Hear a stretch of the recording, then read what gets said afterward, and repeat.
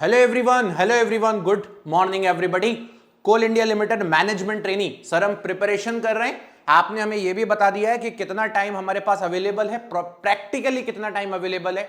Sir आपने preparation के दौरान हमें यह भी बता दिया है कि कितने मार्क्स हम लेकर के चले और हमें क्या क्या प्रेफरेंसेस रखनी है। इन सभी चीजों के बाद एक सबसे इंपॉर्टेंट बात यह आती है कि सर हम जब तैयारी कर रहे हैं तो किस बात का हमें ध्यान रखना है।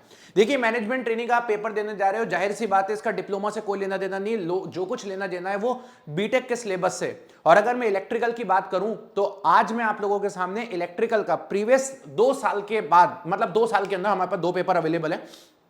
इन 2 पेपर में मैनेजमेंट ट्रेनिंग की अगर हम बात करते हैं तो कहीं ना कहीं वेटेज ऑलमोस्ट सेम रखा गया है इलेक्ट्रिकल का। मैं आपको इलेक्ट्रिकल का आज वेटेज बताने वाला हूं पूरे पेपर की एनालिसिस करने के बाद। अच्छा, पूरा पेपर को मैंने सॉल्व भी कराया है आप लोगों के लिए। अगर आप YouTube पर सर्च करेंगे coal India limited management training previous year paper electrical complete solve, तो आपको मेरी वीडियो मिल जाएगी। उसको मैंने आज से 2 हफ्ते पहले ही पूरा सॉल्व करवा दिया था ना। तो अब बात आती है कि सर क्या वेटेज रहा सर इन सब चीजों का, जरा थोड़ा सा आप बताइएगा। तो ये मैंने आप लोगों के सामने यहां पर वेटेज को एक बेहतर तरीके से कंसाइज फॉर्म में कर दिया है। और जैसा कि हम पता है कि यार इलेक्ट्रिकल के पेपर में सबसे ज्यादा अगर कोई सब्जेक्ट आता है तो वो आपका इलेक्ट्रिकल मशीन्स ही है, और मशीन यहां पे भी सबसे ज्यादा पूछा हुआ है। मशीन के यहां पर करीब करीब इतने सवाल पूछे गए हैं, ये ग्रेटर देन 15 सवाल है। मतलब आप ये मान के चलो कि 100 में से 15 सवाल से ज्यादा मशीन के यहां पे पूछे जाने ही जाने, बिना किसी दिमाग लगाए हुए। लेकिन होता क्या है, जब हम एसएससी जेई आरआरबी जेई जैसे एग्जाम देते हैं वहां पर हमारे पास नंबर ऑफ सब्जेक्ट कम होते हैं, तो वहां मशीन के 25 सवाल भी आ जाते हैं, नेटवर्क के 25 सवाल भी आ जाते हैं। लेकिन यहां ऐसा नहीं है, यहां पे हमारे पास कंट्रोल सिस्टम भी है पढ़ने के लिए, पावर इलेक्ट्रॉनिक्स भी है, और इसके बाद अगर मैं बात करता हूं ईएमएफटी भी है, सिग्नल सिस्टम भी है, माइक्रो प्रोसेसर डिजिटल इलेक्ट्रॉनिक्स भी है, तो ये सब्जेक्ट्स भी हैं।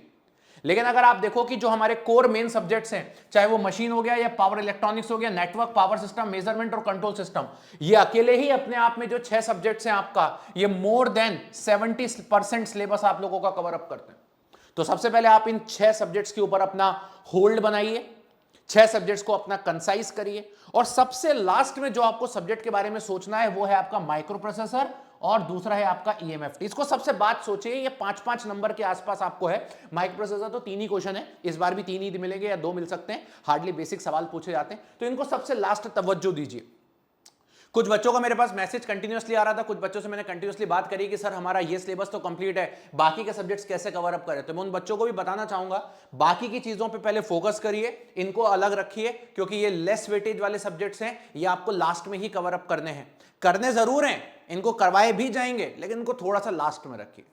एनालॉग इलेक्ट्रॉनिक्स की बात करता हूं तो ये वेरिएबल है, सिग्नल सिस्टम वेरिएबल है, 5-7 नंबर का आ सकता है, हो भी सकता है कि 10 नंबर तक पहुंच जाए, बट उम्मीद थोड़ी कम है। लेकिन जो कोर इलेक्ट्रिकल के सब्जेक्ट हैं, ये आराम से आपके सब 10 नंबर से ज्यादा के आपको क्वेश्चंस पेपर के अंदर देखने को मिलेंगे। यहां पे मैंने ये बैरियर लगा के रखा है कि 15 क्वेश्चन से ज्यादा किस में देखने को मिले और 10 से ज्यादा किस में मिले। ये आप ग्राफ देख सकते हो, 10 से ज्यादा क्वेश्चन देखने को मिले।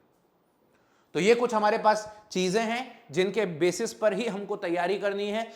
प्रीवियस ईयर का ब्लूप्रिंट भी दे दिया मैंने आप लोगों को, मैंने आप लोगों को पेपर सॉल्व भी करा दिया, सारी चीजें करते जा रहे हैं और बेहतर तरीके से एग्जीक्यूट कर रहे हैं। नॉन टेक्निकल की आपकी क्लासेस यूट्यूब पर मैराथन भी चलने स्टार्ट हो चुकी है, रेगुलर क्लासेस आपकी पेड बैच में भी चल रही है। सिर्फ एक ही मकसद है कि कोल इंडिया लिमिटेड मैनेजमेंट ट्रेनिंग में हमें सिलेक्शन लेना है और एक अच्छी जॉब हमको पाना है।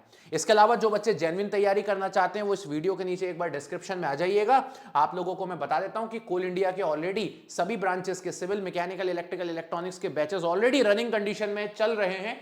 अगर आपकी कोई भी ब्रांच हो, मान लीजिए आपकी इलेक्ट्रिकल ब्रांच हो, आपको लगता है यार मुझे तैयारी करना है, मुझे वो एक्स्ट्रा सब्जेक्ट्स भी पढ़ना है, जैसे माइक्रो प्रोसेसर हो गया या एनालॉग इलेक्ट्रॉनिक्स हो गया, ये सब्जेक्ट भी पढ़ना है। और सबसे पहले अच्छी एक बात बताता हूं, सबसे पहले हमने इलेक्ट्रिकल का बैच तो स्टार्ट ही यहीं से किया है, राइट, एनालॉग इलेक्ट्रॉनिक्स से। तो ये आपके पास live plus recorded batch available रहेगा। एक रिकॉर्डेड में भी बैच अवेलेबल है, पूरा नॉन टेक आपके पास लाइव में अवेलेबल रहेगा, रिकॉर्डेड में भी अवेलेबल रहेगा। टेस्ट सीरीज लॉन्च कर दिए, 40,000 से ज्यादा बच्चे आज ऑलरेडी तैयारी कर रहे हैं अपनी सब्सक्रिप्शन से, आप देख सकते हो।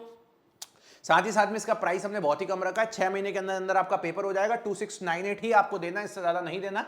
और टेक्स्ट बुक का अगर आप एक यूनिवर्सल कूपन कोड लगाएंगे जो कि आपको पता है, दैट इज 2505, ये मैं आपको बता देता हूं, ये फाइनल प्राइस आप लोगों को देखने को मिलेगी।